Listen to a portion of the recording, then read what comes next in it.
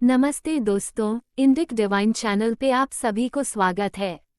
आज हम इस वीडियो में आपको मंत्र जप के विचित्र शक्तियों के बारे में बताने जा रहे हैं। आध्यात्मिक प्रगति, शत्रुनाश, अलौकिक शक्ति पाने, पाप नष्ट करने से लेकर तमाम भौतिक और आध्यात्मिक कार्यों की सिद्धि के लिए मंत्रों का जाप किया जाता है।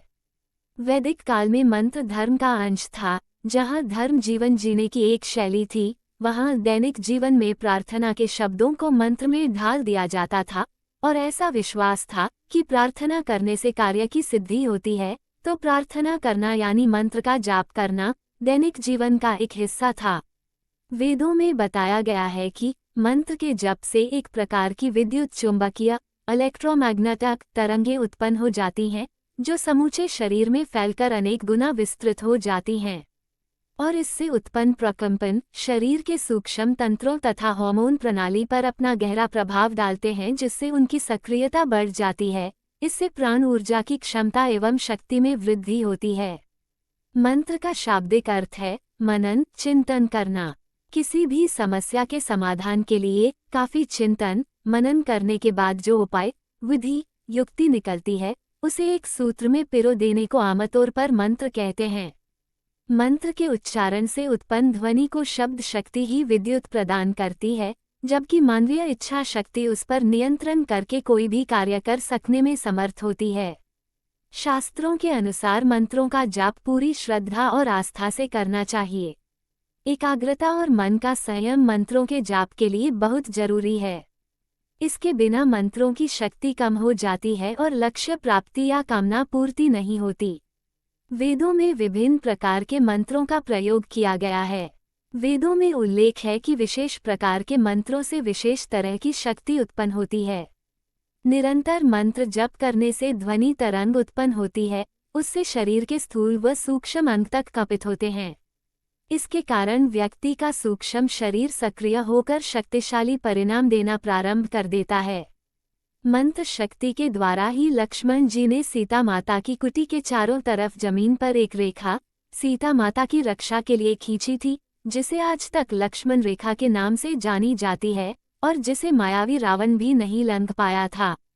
दरअसल जिन मंत्रों को हम उच्चारित करते हैं तो बार बार उच्चारण करने से उनसे एक विशेष ध्वनि पैदा होती है। उस ध्वनि के अंदर एक विचित्र प्रकार की शक्ति छिपी रहती है, जो बड़ी शक्तिशाली होती है, जिससे बड़े से बड़ा प्रलय व सृजन कार्य हो सकता है। शास्त्र के अनुसार सारा संसार देवताओं के अधीन है, देवता मंत्र के अधीन है, मंत्र योगी के अधीन है और योगी परमात्मा के अधीन है। जो मंत्र जिस देवता से संबंधित होता है वह उसकी शक्ति को जागृत कर आत्मसात कर लेता है। मंत्र साधक स्वयं देवता तुल्य होकर जन कल्याण करने लगता है। मंत्र साधक को सशक्त व जागृत बनाता है। जागृत मंत्र के साधक उससे जो कुछ चाहता है वह उसे अवश्य प्राप्त हो जाता है। मंत्र से किसी देवी या देवता को साधा जाता है, मंत्र से किसी भूत या पिशाच को भी साधा जाता है और मंत्र से किसी यक्षिणी और यक्ष को भी साधा जाता है। मंत्र साधना भौतिक बाधाओं का आध्यात्मिक उपचार है। यदि आपके जीवन में किसी भी प्रकार की समस्या या बाधा है तो उस समस्या को मंत्र जप के माध्यम से हल कर सकते हैं। मंत्र जप के 3 प्रकार हैं, वाचिक, उपांशु और मानस। वाचिक का अर्थ मुंह से स्पष्ट उच्चारण के साथ किया जाने वाला जप। उपांशु का अर्थ मंद स्वर से मुंह के अंदर ही किया जाने वाला जप और मानस अर्थात मन ही मन किए जाने वाला जप। इन तीनों में मानस जप सर्वश्रेष्ठ है और मानस जप से जपकर्ता को अनंत फल प्राप्त होता है। मुख्यतः 3 प्रकार के मंत्र होते हैं, 1 वैदिक मंत्र, 2 तांत्रिक मंत्र और 3 शाबर मंत्र। योग योगेश्वर भगवान श्री कृष्ण गीता में कहते हैं, यज्ञानाम जप यज्ञो आस्मि। अग्नि पुराण में भी लिखा है, जप से जन्म मरण का नाश और प से पाप का विनाश होता है। शब्द जो जन्म मरण से रहित कर दे, पापों का विनाश कर दे, उसे मंत्र जप कहते हैं।